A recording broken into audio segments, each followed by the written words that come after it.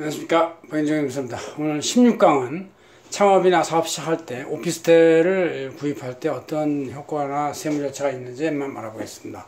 자, 요새는 창업이 SNS를 통해서도 얼마든지 마케팅을 할 수가 있고, 또 많은 기술이나 이런 것들도 다 무료 공개되는 것도 있고 해가지고 여러분들이 컴퓨터 한 대만 가지면 창업할 수가 있고, 또 네트워킹을 구성할 수가 있습니다. 그래서 언제 어디서나 할 수가 있어요.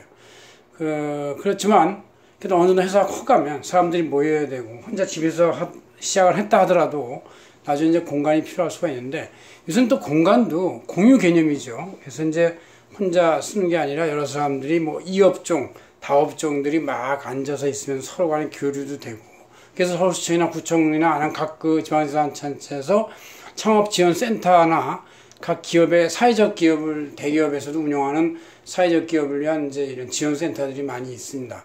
그래서 지금은 이 세 가지 타임, 플레이스, 오브젝트, 즉 TPO가 자유인 시대. 오브젝트도 사실 직업이 옛날에는 우리가 30년 동안 한 가지 직업만 가졌지만 이제 10년 단위로 20년 단위로 직업을 바꿀 수도 있고, 또 직업을 바꾸는데 능수능란한 어떤 유연성을 가져야 현대 사회에서 살아남을 수가 있다. 이런 생각도 가능한 그런 시대가 됐던 것이죠. 그래서 그렇지만 공간이 필요할 수가 있다. 이럴 때 이제 오피스텔을 적극적으로 활용할 수가 있는데, 직장인도 사실 직장 다니면서도 오피스텔을 사놓는 경우가 있습니다. 전에 말씀드렸듯이 교토 3굴이라고, 영리한 토끼는 굴 3개를 유지해서 언제든지 다재다능하게 피해 다닐 수 있는데, 우리도 직장에 근무하면서도 언젠가 회사를 나와야 되고, 또 회사에 좋은 아이템이 있으면 잘 나와서 창업을 통해 가지고 그 회사의 납품 관계를 유지해서 그 고객 관계를 유지할 수가 있기 때문에, 항상 언제라도 자기가 사무실을 하나 유지할 수 있는 것도 하나의 좋은 방법이라고 생각을 합니다. 이거에 대해서는 제가 제세 재경전을 2017년도에도 실었고, 최근에도 제가 이렇게 바로 9월 시에도 최근에 현물투자와 사업 포괄장수와 같은 주제를 표지에다 실었습니다. 이건 또 제가 이 회계혁명 책 P15페이지에 있습니다. 15페이지에 이렇게 그대로 써 있으니까 여러분들이 그 내용이 이렇게 여기 칠판에 써 있습니다.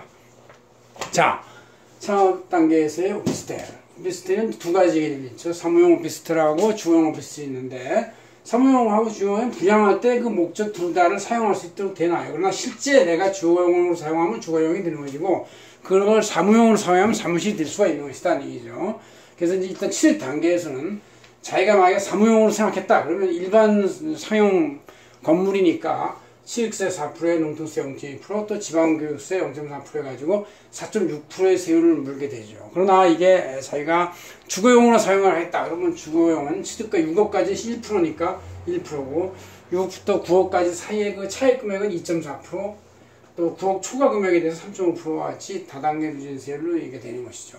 자, 그 다음에 매입 단계에서 이제 그 분양회사에서는 그 오피스텔의 토지값이 해당하지 않고는 건물에 대해서는 이제 부가세 10%가 붙어 있는데, 그 매입 부가세가 사업자 등록을 본인이 하면 거기서 무과세 공제를 받을 수가 있고, 그리고 나서 사무실로 나중에 사람들한테 임대를 해주고 있다가 그 사람들이 계속 사업을 쓸 것이고, 나중에 다시 반환받아가지고 자기가 사업장을 쓰면 되는 것이죠. 그러나 주거용 오피스텔은 이게 주거용은 부가세가 면세고 임대료도 면세이기 때문에 주거용 오피스텔은 매입 부가세 공제가 되지 않는 그런 개념이라는 얘기죠. 그 다음에 이제 보유하면서 제한세를 내게 되는데, 제한세는 이제 이 사무용 오피스텔은 보통 과표의 70%까지 보통 계산해서 과세를 하게 돼 있고, 주거용은 60% 정도 선에서 이제 0.1%부터 0.4%까지의 그 세율로, 낮은 세율로 과세를 할 수가 있다는 얘기죠. 자, 그 다음 마지막, 최근 양도 단계에서는 이제 오피스텔에 대해서 어쨌든 그 장기 보유 특별 공제 같은 것이 최대 30%까지 적용이 되고, 이 사무용 일반 상용 건물 상가하고 비슷한 거기 때문에 그것도 주택 양도소득세율이 아니라 일반 양도소득세율로 과세가 된다는 얘기죠. 그러나 주거용 오피스텔은 기본적으로 주택이기 때문에 1세 1주택 비과세 가능해. 그러니까 2년 보유에 3년 거주 이런 요건을 충족하면 비과세가 가능하고, 또 장기 보유 공제도 9억까지는 비과세가 됐으면 9억 초과 금액에 대해서 그 연도에 따라서 다단계 누진세율을 적용할 수가 있다. 그런 얘기죠. 그래서 장애물건에도 적용이 되고, 그래서 여러분들이 간단한 오피스텔도 이렇게 두 가지 목적에 따라서 좀 세제 차이가 있다는 걸 알아는 것도 하나의 현명한 지혜라고 생각합니다. 고맙습니다. 박윤정입니다.